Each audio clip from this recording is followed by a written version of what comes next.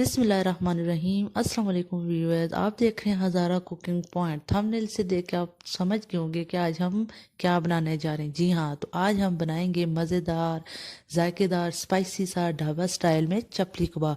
तो चलें चलते हैं अपने इंग्रेडिएंट की तरफ।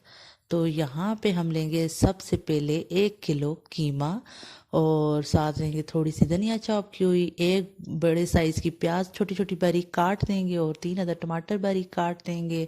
और यहाँ पे हमने आधा कप आटा लिया, साथ ही खुश्क धनिया ली, और साथ में हमने ज़ीरा लिया 1 1 चम्मच। यहाँ पे हरी मिर्ची ली 7 से 8 बारीक कटी हुई, नमक हस्बे ज़रूरत, और ग्रीन चिली ग्राइंड की हुई 1 चम्मच, लाल मिर्च 1 चम्मच, और यहाँ पे गरम मसाले का पाउडर 1 चम्मच, और यहाँ पे हरी प्याज मैंने बारीक कटी हुई ली 1 बाउल।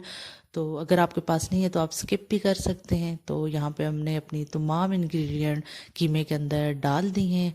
और अगर आप लोगों ने अभी तक हमारा चैनल सब्सक्राइब नहीं किया तो प्लीज़ सब्सक्राइब करें। अगर वीडियो हमारी पसंद आती है लाइक करें एंड शेयर करें।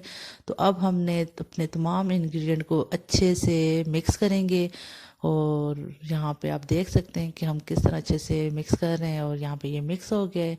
अब हम यहाँ पे बनाएंगे अपने कबाब की टिक्कियाँ। तो यहाँ पे अब हमने अपना चूल्हा भी ऑन कर दिया है। जब तक हमारा ऑयल गर्म होता है तो हम थोड़ी टिक्कियाँ वगैरह बना के रख लेते हैं।